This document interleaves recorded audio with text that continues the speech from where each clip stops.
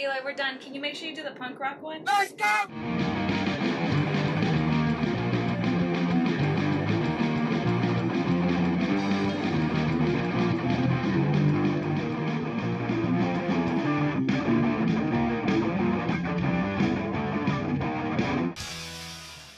Welcome back, Primas y Primos. This is your prima, Cindy. Hey. And I'm here with my prima, Jess.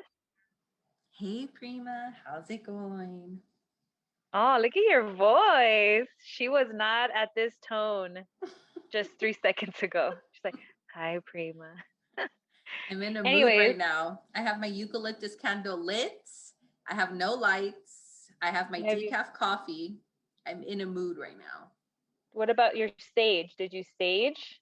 Oh, no, I missed my sage. Oh, see, you're not doing it right. You're not fine. What about your chakras? I was going to say my crystals. I'm holding them. I mean, your crystals. My chakras? What is that? That's a thing also. Like that goes along with Oh, you're right. It's the chakras aligned. I see. But there's also, I thought, a gem or a stone or something like for each one. I don't know. I need to stop talking because I don't know enough about this. Okay. So today, everybody. So if you're a millennial, you definitely heard this song. And I'm going to sing it just because for copyright reasons, like I have to sing it. Sorry, Jess. Like I know you hate when I sing, but like I had to. Haters that gonna hate and players that gonna play. Ballers that gonna ball. Shot callers that gonna call. Did I sound exactly like the Cheetah Girls? It was the Cheetah. No. It was oh my gosh. 3 Little Women, 3LW. Yes, 3LW. Oh, you did know. For a second, it took a while. I had to like get it in my own head because your voice was not what it sounded like. So I don't want you singing. It sounded exactly the same, but you're being a hater, which is perfect because that's what we're going to talk about today. We're going to talk about haters, you guys. So how do you handle your haters? So we want to break down the psychology of a hater to the best of our knowledge. We might be missing some pointers, but this is just from our, personal experience and from our understanding of a hater's behavior. So we're going to start by saying, what is a hater? And I'm going to just go first real quick in my words, and then I'll turn it over to you, Jessica, because, it has many meanings. To me, a hater is somebody that's very insecure with themselves. And so, they project this negative energy onto others. And it's just a reflection of where they're at, like mentally, emotionally, to me, is my understanding of a hater. How about you, Jess? Mine is their energy. I get very bad vibes or energy from them. I don't want to be around these people because I feel like they want to bring you down to their level of haterade, I guess you can say. Sorry, Jess, but I just saw my battery and my phone. No, not my phone. My computer's about to die, so I'm gonna have to get my. Don't worry, Prima. I was playing elevator music myself to entertain our guests while we waited for you are to like get ready. Multi-talented, multifaceted, I just can't even. Okay. It's just proof positive how talented I am. That is proof positive how talented you are. So, what were we talking about? No, it's fine. Okay, so haters. I think when I've experienced people hate on me growing up and just even right now in adulthood, I don't take it as serious as I used to before, just because I've worked on myself enough. And I feel like Cat Williams said it one time in his stand-up special, like, if you don't have haters, you're doing something wrong, because haters can also be a measurement of where you're at. Because if someone's looking onto you and mirroring their insecurities, they're like, she's doing something right. I don't know what it is. I can't put my finger on it, but I don't like it. And that's the other way that I take it, is that they're admiring you in a way, like envious? Yeah, it's definitely envious. It's definitely coming from a negative place, but you can also turn it around and say, like, well, I'm doing something they would wish they were doing, or I'm displaying a level of energy. I don't know what to call it, like because I wouldn't, people who usually do hate on me, for example, I feel like they have me all wrong. Not that it matters, but at the end of the day, because I know who I am, if they have me all wrong or not, it's like in my head, I'm like, no, that's not true. Or you're cheap because you shop at a thrift shop. Or you're cheap because all you do is take your daughter to the parks and to the mountains. And it's just like, that's cheap to you? The fact that I have a connection with nature and it's therapeutic for me and I want to instill that in my daughter. So again, like to me, it's just like, I'm not cheap. So if someone's gonna call me cheap, I know in my heart, like I know who I am. You're placing value on materialism and on money, and because I do the opposite. I don't know how people don't know this from me from the first time they meet me though. Like I don't care about material things. Like I don't care how I look to others. I don't care how, I like, we've said this before, like I don't conform easily. I'm very much very opposite. If someone's doing something, I'm like, no, for some reason I get turned off from it. Like it's just, I don't know, it's just it's interesting. But I would think that like they got you all wrong. Like if someone's saying something about you and it's not true, and haters mostly will get you in your low points, like, yeah, well, I don't know, like they can use anything, like you're cheap, you're ugly, you're this, you're that, and it's just kind of like you have to be grounded because it's an insecurity of theirs. That's true. Every time I've encountered people like this, and as we get a little older, it seems to be a little easier to identify their insecurities because we're stepping back and observing them, right? Like we're judging them. We're like, well, we see this or we see that, and it's not from a place of, hey, we all do that. We all judge. We all have these prejudgments about each other. Even before you see or start talking to someone, I get it. We're going to have those prejudgments, but it's taking it further where they're just talking down on our character. I think that's where the haterism and this hatred comes from, is like now they're taking it personal. Because like I said, before you meet somebody, you're going to have these prejudgments of them. But when you start talking to them, it's okay to own up. Like there's so many times where I've gotten where people are like, oh my God, like I really didn't like you at first. And I'm like, whoa, why? And then we become really good friends after. So I get those prejudgments, but it's when they start taking it a lot further and attacking our character. And it's like, oh, well, no, she's a bitch. And it's just like, okay, well, now you know me a little bit, and now you're going out of your way to call me these things or even spread rumors about me. And it is coming from within their own self. Like, you know how I've always used that figure of speech where you're pointing a finger at someone, like, no, you're this, you're that, right? You're pointing the finger at them. But if you look at your hand when you're pointing at someone, your index finger's out, but your other three fingers are pointing back at you. So they're not, it's like, well, you're pointing at someone, but you have three more fingers pointing at yourself. And it's so easy to point the finger at someone else, but it's even 3 times harder to self-reflect and question yourself, like, well, why am I getting angry? Why am I spewing this energy onto someone that's going to be hurtful, essentially? Like, we don't ask ourselves those questions when we're on the other end of that stick. That's like a pretty cool analogy or metaphor about the fingers. I was actually really doing it. I'm like, ooh, 3 are pointing back at you. And the reason why I wanted to talk about this was because it's inevitable to I mean, we're going to come across people who feel this way. I mean, we're all insecure, but these are just different levels of insecurity, right? Or, and we say childhood trauma. This is a different level of trauma. When if you know someone and they're a hater, like if someone even knows this about this person, like, they're, because people don't like to be around those people. And that sucks because I'm empathetic to haters because I feel like I get it. It's like, you're hurt. I feel you. It sucks. I wish I could fix this. There's nothing I can do about it. But at the same time, it's even worse because, and we do this a lot also to people who suffer from substance abuse. But like once we don't want to be around you anymore, society ostracizes you. Your family and friends will start limiting time with you. They'll start creating space or they'll be like, yeah, I'll talk to you once a year, or I'll, and it sucks because it's like these people to me didn't get the healthy amount of love. None of us did, but I guess, I can, when you're on the other end of it, like when you're receiving it, or when you even empathize with the hater,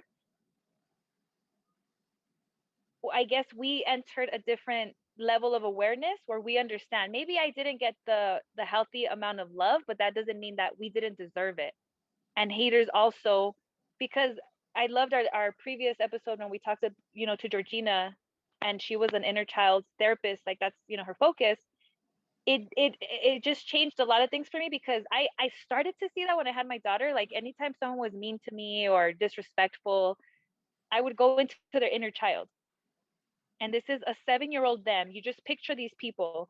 So if you have a hater or someone who's just like disrespectful to you, a coping mechanism in psychology that they teach is to imagine that you're looking at them, but they're 7-year-old selves. Because statistically speaking, most character building will happen at the age between 4 and 7 or 8.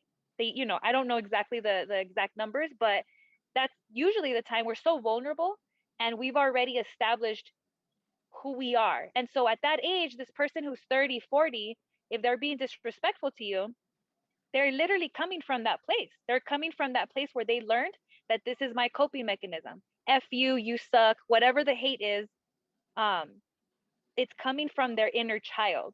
They learned to behave this way, to react this way as a defense mechanism. And so it's like, how can you be, it's, like I said, I go more towards the empathy side, where I'm like, this is how much love you didn't get, because someone who is happy isn't hating. And therefore, if a hater is hating, they're not happy, they don't love themselves. And it's like, damn, that sucks, because that's heavy. I don't, that sucks. And that's how I've learned to look at haters, is to talk to their inner child and be like, I'm sorry, like I'm energetically, because if I actually told this to a hater, they'd be like, F you, you're I know. crazy. They Don't you probably get want to it? You're get crazy. they probably want to get down with you. And we're lovers. We're not fighters. Like we don't provoke violence. We definitely don't, but I'm glad you bring that up, because I think it's also something important that we do think about, is to be prepared for violence. Because, and this isn't extreme situations, this is life threatening events. I think that's the only time I'd ever think in a violent manner, like, to protect my child, it's fight or flight. And it's not violent, like it's personal. Um, and you got to master your brain, you got to master your thoughts when you are in these confrontational situations, because some people will come, like, I mean, we see it all the time on the news, we see it all the time on social media. um some people are that emotionally unstable, they have that much trauma that their reaction to stress is violence. And so we, especially as women, need to be prepared for that. And that's something that I got bullied when I was little, when I was in kindergarten. My dad used to always put me in softball teams and stuff, and I was always the only girl. During that time, there was no girls doing that. Everybody was doing cheerleading, and I'm like, why can't I just be a cheerleader? It's like, no, you're gonna play baseball. And so I was really young, and I was super weak physically. I was in kindergarten, and I got beat up. I got like pushed to the ground by like three of my teammates. Like we also went to Aragon as well, and so they pushed me down, and that's it. And then I got kicked, but it didn't really hurt. It was more like, oh man, because I scratched up my knees and my dress that I had on, and so then I didn't say nothing to anybody, and then my grandma got mad at me for messing up my dress. Like, oh, you're playing too rough. Look at what you did. Blah blah blah blah. And I just was shocked.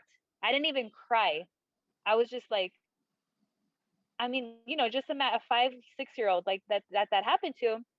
And my daughter's going into that age, and I'm like, no, she needs to be prepared. She needs to understand that she's strong, just to avoid those threatening situations where she's not going to be pushed to the ground. She's going to, stand her own ground, or know how to avoid being in those situations. So I don't know. I think with violence, it's also important that for men as well, work on your physical strength and work on your self-defense, because you'll handle things better when you feel more confident with your ability to protect yourself.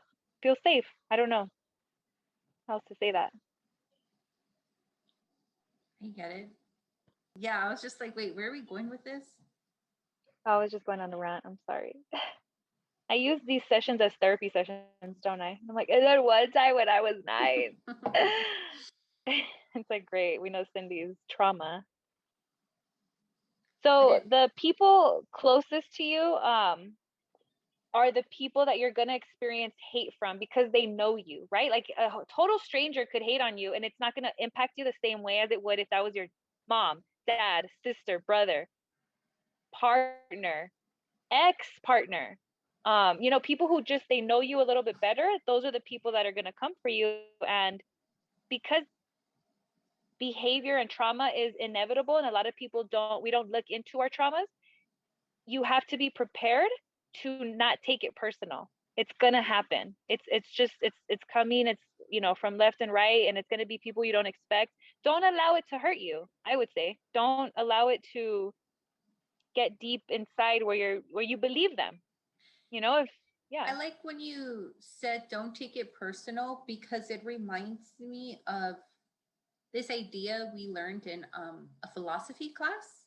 I remember I went to GCC for a little bit, which is like Glendale Community College, because I was working out there. So I remember taking a class out there, and the professor was amazing. And he used this idea where we're in control of our emotions. And he would always say, like, when someone gets you upset, you're in control of your emotions. You're in control of your reactions in the outcome of your behavior. And that always stood with me. I remember taking this class in my early 20s and I was very reactive. Like that was in the prime of my ratchet days when I was drinking wild out of control. And that's when I started self-reflecting a little bit, And I remember he used our virtues towards us and made us think about our own virtues. Like, where do you stand on this? Where do you stand on your generosity? Where do you stand on your fairness? Because that's going to play a role, your moral compass of your reaction. So if you're not going to get so upset, I mean, at the end of the day, like I said, you're in control of your reaction towards it. So when someone says, oh, well, this person pushed me too far, or this person made me do that. And then he would always argue like, no, you allowed yourself to get upset. You allowed yourself to lose control in that moment and react to someone else. So that takes a lot of time, practice, and patience. And patience is a virtue of yourself that you can control. And I know it's hard when someone's in your face to not be reactive, but this is what we're talking about. Learning how to read that situation and not put yourself there, and just reading the other person and controlling your body language, controlling your mannerisms, controlling your tone of voice. All of that is like a ripple effect of like not letting that person get the best of you. And I know it's hard because they're pushing those buttons. They want a reaction from you. But when you look at it again in retrospect, that's like they're looking at a mirror, It's just like, well, you're the foolish one. You're the child one, You're letting your insecurities be amplified right now. You're making a scene. You're bringing all this attention to yourself, which is unnecessary. And sometimes people will notice that behavior like, well, I'm getting upset. I'm getting hot for no reason. I feel it in my ears. That's like my indicator. And they kind of relax, if they don't see the other person reacting. But it's giving them that power. And you don't want to do that, right? You want to be in control and not let the bullies, I guess you could say, get the best of you. But it is really tough. Can you hear me? Because it says my internet is unstable. I was saying a lot of the time I've learned to turn the energy around from people hating or from negative energy towards me. I've learned to use it as motivation to better myself. And I know that's hard. like how can you, if someone's, coming at you and you're just like, no, it'll be fine. It is hard, but it's also a practice that I think we need to learn to master for our sanity and for our mental health, because just, I would say, be prepared for haters, be prepared for the hating, so that when it comes to you, you're not, it doesn't kind of like knock you off your focus, because that would happen to me a lot, and I would hate it when someone had that much power over me, that now I'm thinking of them, or I remember one time someone telling me, oh, you hate me, and I'm like, now I'm like, you wish I spent that much, like, in order to really hate somebody or hate on somebody, it takes a lot of effort and time, and you got to think. And I don't like wasting my thoughts. I have a lot going on, on somebody else, whether good or bad. I focus a lot on myself, bettering myself, so that I'm there for my daughter, and so that I'm there for myself. And so people who do hate, you got to understand, they're taking time and energy out of their life, and they're dedicating that to you. So again, this is a reflection, because they're wasting their time on somebody else that has nothing to do with them. And so I like to use that energy. I don't have a lot of haters, I'm going to be honest. Maybe I should get some more, because that'll be a measurement of my success. And now I'm playing. But I mean, not many that I know of. And if someone is, and I don't know about it, it's like you're fighting by yourself, because I'm not. I don't hate you. I don't hate anybody. Um, but again, you want to turn that into motivation. And for me, it's worked. For me, it's like, no one really thinks I can do this. No one, there's, little things that we start to accomplish in life. And it's just like, you're not independent like me. You're not paying all your bills. You're not paying your bills and your mom's bills. You're not, you know what I mean? You're not working on your health. You're not working. You're not eating clean. You're not meal prepping. Like, I start hyping myself up. Like, you got to do that. You got to understand, someone's hating on you because you have something that they want. And it doesn't have to be exactly something that they want, but you're giving off a vibe like you're too happy. Something's off, right? Or maybe it is something that they want. Maybe they're like, she has a nice car, the Black Pearl. That car. A lot of people are envious. Nobody wants that car, for the record. And you know what I mean? So you gotta use it as your motivation. Count all of the things that you are doing well, and remember that you're a badass. We're all badasses. And if you're a hater listening to this, you can work on yourself. You can change. You don't have to be a hater. We've all experienced being on the other side. I used to be a hater when I was in my 20s, I feel like, especially my early 20s. I was so immature. And I remember being like just super, like, bratty. Now looking back, like, ew, that's so embarrassing. But it's not embarrassing. You grow, and you just want to mature emotionally at some point. I for sure was a bully. This is why I stopped drinking when I was drunk and a nuisance. Like, for no reason. I would just start a ruckus. And this is reason number 105. I stopped drinking. I hated the way I would react. You would bully authority. You would bully cops and like big bouncers. I'm like, why do you always got to go for the biggest one in the house? No. And I was like, Cindy, just let me do it. It's like, why? What? That wasn't even necessary. There you go. It's an insecurity. It's coming and stemming from somewhere. I resolved it. It took 10 years, but I did it. That's what I'm saying. Like, in our 20s, I'm not proud of. I don't regret anything, but definitely, I can definitely look at my 20s and be like, whoa, I was definitely not mature. I thought I was, but no, I wasn't. There was a lot I could have worked on. But we're aware of it, and there's people that are gonna enter their 40s not being self-aware, and when you're not self-aware, it creates a lot of unhappiness because you don't even know what to work on. You don't know. You think everything's fine, but you're not happy. So therefore, something's up, right? And some people, I mean, my grandpa, for example, I remember thinking when I was younger, I used to always like, my grandpa's very machista. He's older now, so he's loosened up a lot. But growing up, he was super hardcore. Like, he was so rude to my grandma. He was just like drunk all the time, and just like that, like Mexican old man coming from work, like demanding shit. And I just hated looking at it. But he was cool with me, like, but still not with my grandma. My grandma's like my mom. Like, What are you doing? So I would always hate that. Why was I saying this? What was I saying in the beginning though, Jess? You don't remember? You were just saying in our early 20s, you don't regret Okay, it. okay, I But you remember were now. I remember thinking, now. Okay, with my grandpa. I remember always thinking my grandpa is going to die never being self-aware. I didn't use those words at the time because I think I was still like early in college, but I definitely was like, he's never going to understand how disrespectful he is. He's never going to understand that that's not how you talk to people, that that's not how you behave. And I was just so angry at my grandpa. I'm over that, by the way, but that just reminds me of how, you see people entering their 50s or 60s or 70s and they're still upset. They're still grumpy. They're still mad about something. And it's because, again, they're not self aware. And so they don't even, they haven't come to the place where it's like, what can I work on so that I don't feel this way? So that I'm not angry at others. So, because.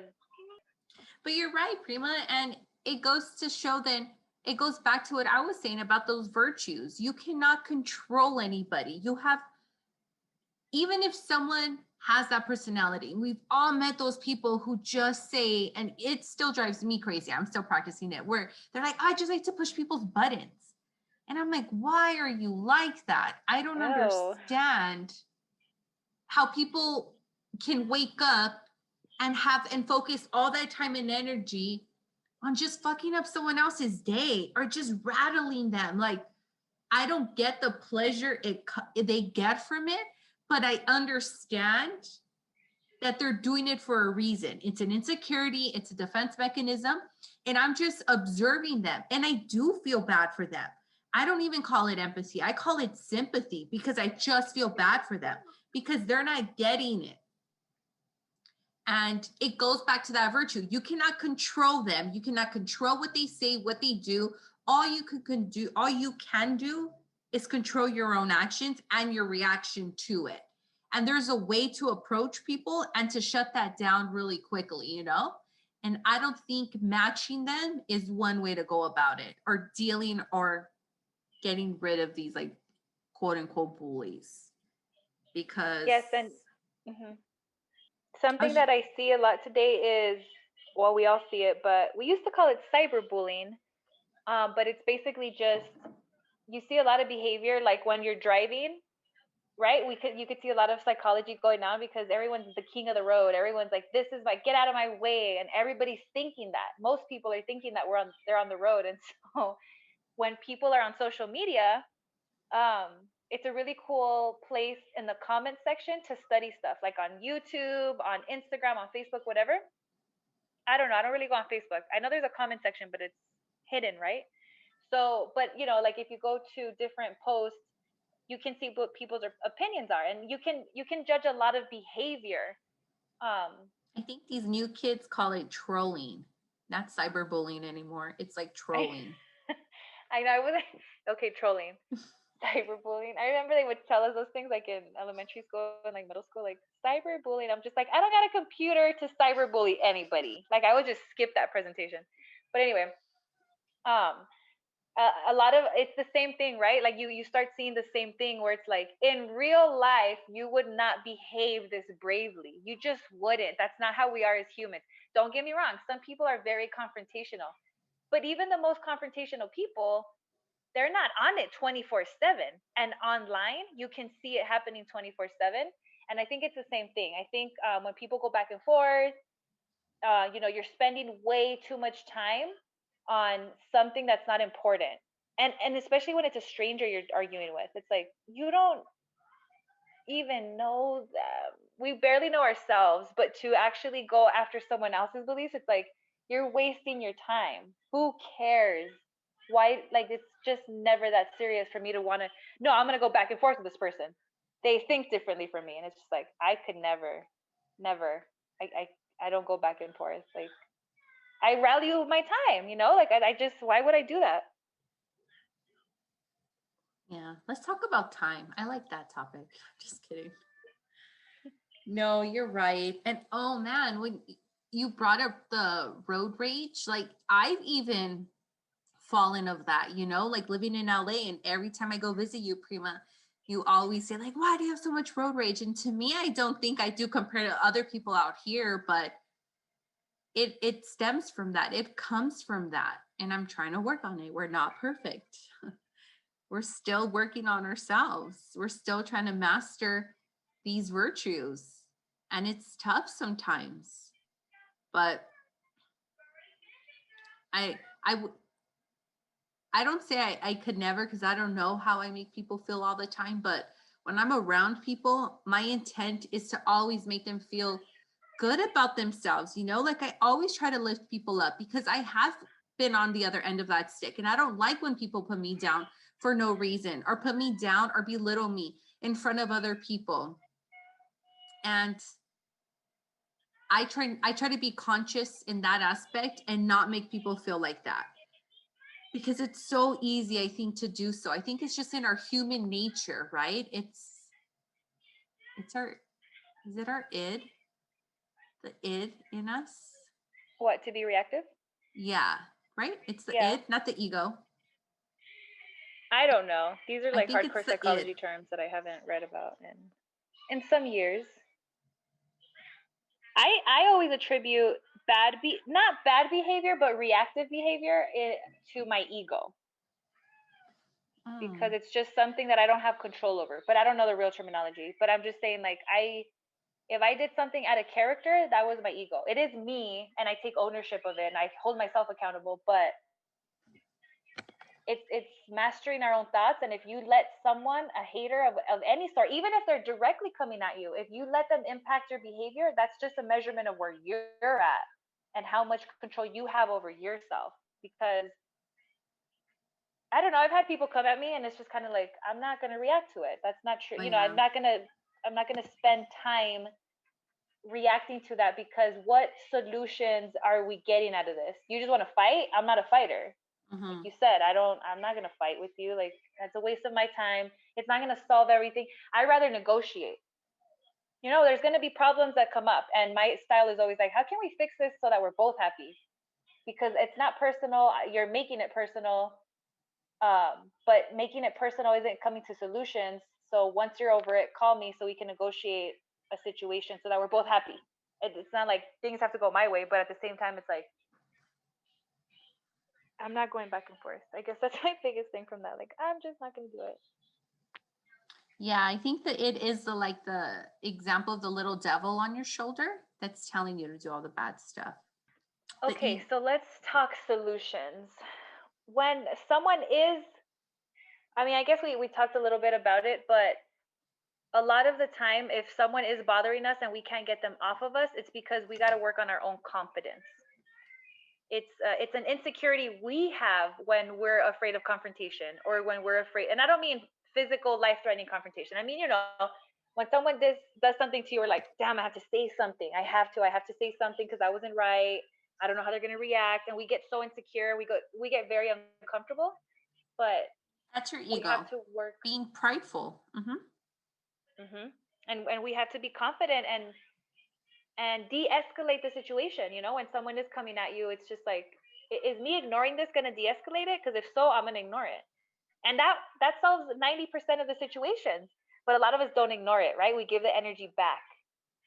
And part of being confident is mastering yourself. And when someone is coming at you, for you to really remain calm so that you're able to think straight, so that you're able to think of solutions while these issues are happening, that's, I think, the best way to confront haters is like, is this important? If I post something and someone's like, that's dumb, it's not backed by science, and I'm like, I don't care enough about the post, about Instagram, about what someone thinks about me and my personal views, so most likely I'm going to ignore it, right? And then that's it. The problem goes away. It really does. And like I said, that's maybe 90% of the situations where if you just ignore it, and we give it energy, and then we drag it.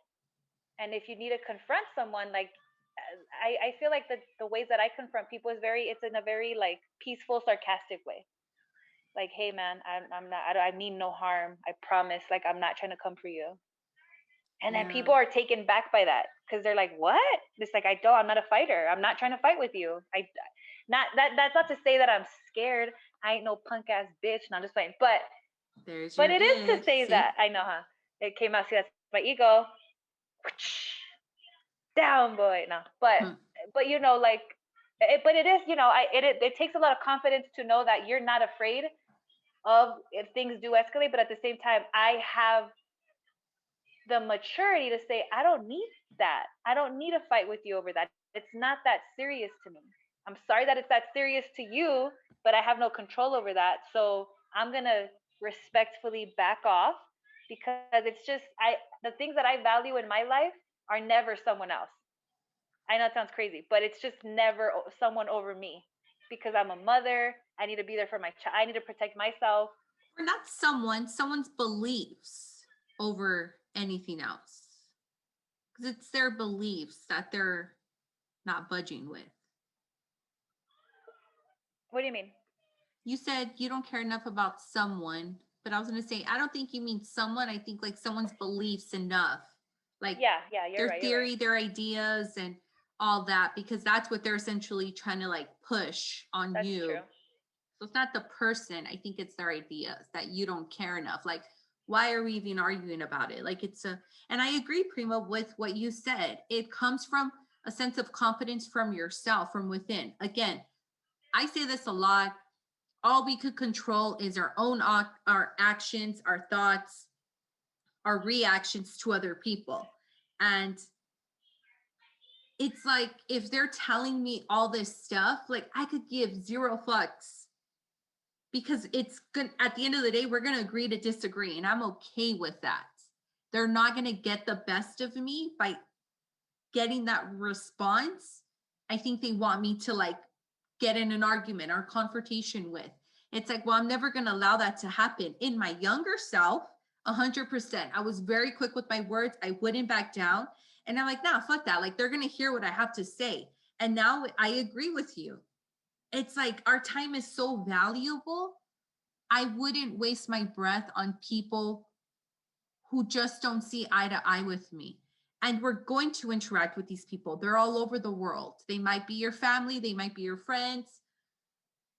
So all we can do is just like self-reflect. Look back at your 3 fingers pointing. When you're pointing at someone, do that self-reflect and be like, start questioning your motive. Start questioning your response, you know, like think for a second before being so reactive. And you know, when those people say, I watch your, stop listening. Whoa, you heard that? Oh, that's crazy. My Apple Watch was listening. Big Brother is always watching. Damn, Big Brother. Look, see what I said? Because I said, I don't care. She's like, wait, what did you just say? Let me go report that back. What don't you care about? That was your agent. Oh, that was so trippy. I just lost my train of thought. I don't know how that still trips you out. Jessica thinks that there is no Big Brother. It's like, read the book, man. No, I'm just playing. I get it, but it still like scares me when things like this happen. I'm so like, past it. I know. I'm like, Google, I am you, you are me. Let's just work together. You know all my all my secrets and privacies. Let's just you know all my passwords. Yeah. And my behavior and everything, my fears, my insecurities, like Google knows all. When people say, like, I don't know, when people get surprised, or no, my cousin from Mexico, shout out to Victor from Mexico. I don't think he's gonna watch this, but I'll tell him that I shouted him out. He was like, Prima, I'm gonna cut Instagram and Facebook. I just watched the social dilemma. I'm only gonna interact on WhatsApp. Download WhatsApp so you can keep in contact. Like my cousins in Mexico, they use that to text. And I'm like, I'm not about to download another app. You know, I'm just like, great. And then, but it was just funny because I'm like, you didn't know this was happening. I don't know. When people are amazed by how much behavior is being studied upon us, and then how much we give, because we're the ones giving this information out. We're the ones addicted to and completely dependent to our devices. So it's just like, what did you? That's how you study the market. That's how you study behavior. That's how you study consumerism. Like, that's business 101. I know. But anyway. It still trips me out. My bad. All right. We just finished reading 1984 and I'm still coming to terms with Big Brother. For sure a rebel still. He's he's not as bad as you would think. Not just fine. We gotta empathize with the haters. Not just fine. But yeah, so haters are gonna hate. Not just fine. Ooh, Jessica was like, don't sing again. Like nails to a chalkboard every time you sing. You don't think I would make it past the first round of American Idol, like the first one, because they feel bad for me, and I'm like, all right, she's not ugly, and then I'll go like in a skimpy outfit, and I'm like, I'm a Latina, and I'm here to sing Jennifer Lopez's version of Selena, and they're gonna be like, she. I really feel confident that I can pass the first round. I was just gonna say maybe the first round, but after that, I've seen. No, yeah, not after that. Yeah, these other people like make me cry, and you make me roll my eyes every time you sing. That's true. I don't have a compelling story. But no. Anyways, so moral of the story: haters are everywhere. Remember what? I don't know exactly who said this quote. I believe it was, the survival of the fittest quote, Charles Darwin. But some people are like, that wasn't him. I don't know. But he's related. He's connected to this quote. It's not the most physically strongest or even mentally fit people that survive. It's the ones that are most adaptive to change. And what does that mean? That means times are changing with technology, with human behavior. We're not the same people, and we're not gonna be ever again. I think in other times we were able to compare ourselves, and we're like, the 50s, the 60s were this, the 70s were that. Now it's getting to the point where it's like, oh snap, right? Like 2020 was this, 2021, who knows? Because it's already rough. And with new technology advancement, that really does change human behavior. So I think it's really cool. But one thing we have to remember is that we always have to remain open to life. Don't be afraid of it. Don't be afraid of all the changes. And haters are included in that. Haters are going to transform. They're going to look differently in a few years. And be adaptive to haters. Understand that they're speaking from their level of trauma. Empathize with them. Give them love if you can. If you're able to, and when I mean love, I give people love from afar. My haters are not that close to me. And so but I still wish them well, and I feel for them, and I talk to their inner child, and I try to like connect with their inner child, because I understand that it's a cry. You feel that you need to defend yourself, and I'm the evil person, I'm the devil, or I'm whatever, whatever it is. And it's like, no, it's not me. But at the same time, air hug. I wish those people well, and don't let them get under your skin. They don't mean it. That's crazy to say. They don't mean it, because you're like, but they just name called me. And it's like, but trust me, they have a lot of trauma. They don't need more hate. And so if you're able to feel confident and feel emotionally mature enough to ignore, walk away, be the bigger person, don't worry about retaliation. Don't worry about getting back at them. Karma is real. Most people that hate, we see them in our families. They are not happy. They put up a front. They are not happy. And so send them love. We send love to all our haters. Thank you for paying that much attention to us, because I could never. I'm just playing. That sounds so. I could never. So yeah. A little conceited. Just bring it down a notch. I know, that was my ego talking, you guys. I'm sorry. I was doing some airboxing a little earlier. Speaking of airboxing, you also feel more confident when you take self-defense classes like Brazilian Jiu-Jitsu, Muay Thai, boxing, wrestling. Go to the gym. Just because I hate when people use the age, like, well, it's my age. That's why this hurts. It doesn't have to be that way. You can work on your body. Always don't fall for the age game. It's not too late for you to learn Brazilian Jiu-Jitsu, to do anything. Just, I'm a lot of, yeah. Well said. Amazing topic. Supportive snaps. Right. Yes. We love you guys. Thank you so much for listening. Please leave us feedback. Please follow us on Instagram. Follow us on YouTube. Share this episode if you feel like someone has a hater and they don't know how to deal with it. Hopefully this brings a little bit of insight to understanding the hater, and therefore mastering yourself in order to react in a mature way to the hater, it's going to happen. So it's better that you practice it now because it's going to be on forever. So get used to it, get comfortable with it, adapt, but also send them love. Prima's out. Bye. Bye. Bye.